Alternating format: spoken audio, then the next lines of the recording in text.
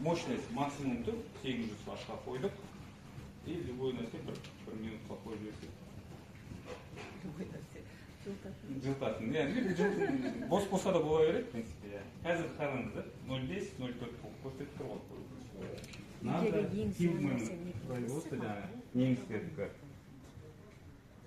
Енді қосайын.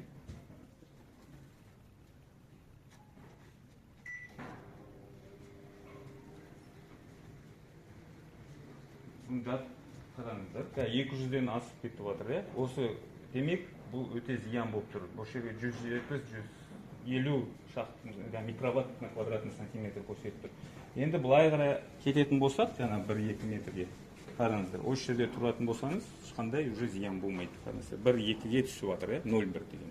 Демек, микроволновканы қолданатын кезде қашықтығы жаңа 2 метрде тұрсаңыз пайдалы болады. Адамға зиян болмайды.